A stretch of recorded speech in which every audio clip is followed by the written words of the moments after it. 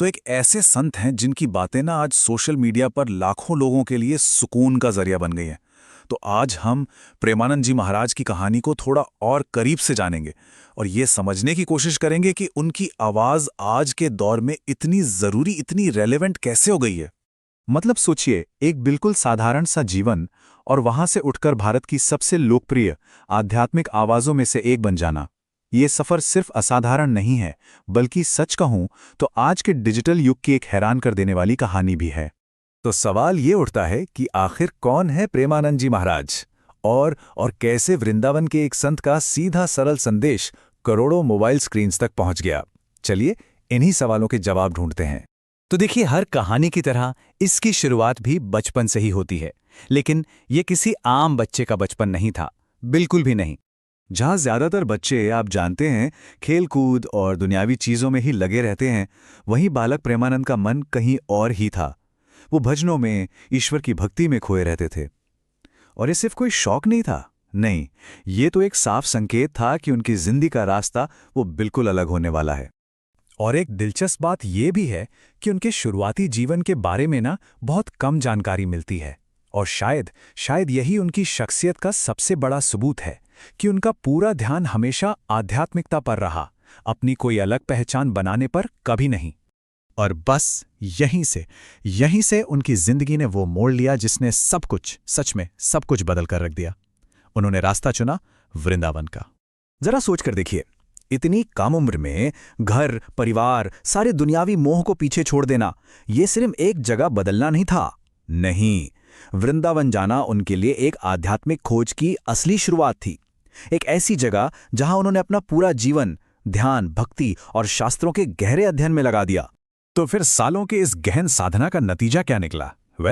एक ऐसा संदेश जो सुनने में तो बहुत ही सरल है, लेकिन उसका असर वो बेहद शक्तिशाली है।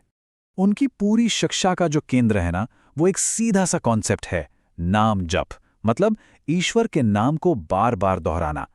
इसमें कोई मुश्किल पूजा पाठ या अनुष्ठान नहीं है, बल्कि ये मन की शांति और आध्यात्मिक जुड़ाव का एक बहुत ही सीधा रास्ता है। और शायद इसकी यही सिंप्लिसिटी है, यही सरलता है जो इसे आज के दौर में इतना आसान बनाती है। तो अगर उनके संदेश को थोड़ा और खोलकर देखें तो 4 मूल बातें नजर आती हैं। पहली, राधा रानी में सर्वोच्च आस्था। दूसरी, नाम जप को ही सच्ची खुशी का जरिया मानना। और साथ ही अहंकार को छोड़ना और भौतिक सफलता की जगह मन की शांति को पहली प्राथमिकता देना।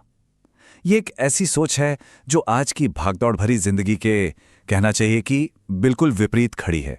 ठीक है, अब सबसे बड़ा सवाल ये उठता है कि एक पारंपरिक संत का ये संदेश इस डिजिटल युग में इतने बड़े पैमाने पर, मतलब इतने सारे लोगों तक फैला कैसे? इसका जवाब है मॉडर्न टेक्नोलॉजी। देखिए, होता क्या है कि उनके सत्संग यूट्यूब पर लाइव स्ट्रीम होते हैं, फिर वहीं से छोटी छोटी क्लिप्स काटी जाती हैं और सोशल मीडिया पर शेयर हो जाती हैं।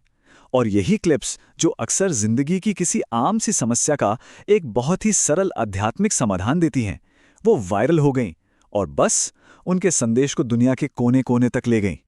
और इसका नतीजा ये है कि आज रोजाना लाखों लोग उन्हें सुनते हैं। और ये जो संख्या है ना, ये सिर्फ एक आंकड़ा नहीं है, ये तो इस डिजिटल दौर में आध्यात्मिकता की तलाश की एक पूरी की पूरी कहानी बयां करती है। अब देखिए, जाहिर सी बात है, जब कोई इतनी तेजी से लोकप्रिय होता है तो 2 तरह की बातें होती ही हैं। एक तरफ कुछ आलोचक हैं जो सोशल मीडिया पर गुरुओं के इस तरह अचानक उभरने पर सवाल उठाते हैं, तो वहीं दूसरी तरफ लाखों अनुयायी हैं जिनका ये मानना है कि ये सब सच्ची भक्ति और खरी शिक्षाओं का ही नतीजा है। और ये इस पूरी कहानी का एक बहुत अहम पहलू है। तो आखिर में सवाल ये है कि उनकी विरासत क्या है? मतलब जब हम इस पूरी कहानी को देखते हैं तो एक ही चीज सामने आती है, और वो है शांति की खोज का एक संदेश। उनके अपने ही शब्द इस पूरी सोच को बहुत खूबसूरती से समेट देते हैं। वो कहते हैं, सच्ची सफलता पैसा या प्रसिद्धि नहीं है, ये आंतरिक शांति, भक्ति और ईश्वर से जुड़ाव है। शायद यही एक लाइन उनके पूरे जीवन और उनकी पूरी फिलॉसफी का सार है। और ये सब हमें एक बड़े सवाल के साथ छोड़ जाता है कि आज के इस लगातार शोर वाले युग में एक सरल, सीधे संदेश का आखिर क्या मूल्य है, क्या कीमत है? और इसका जवाब शायद ये है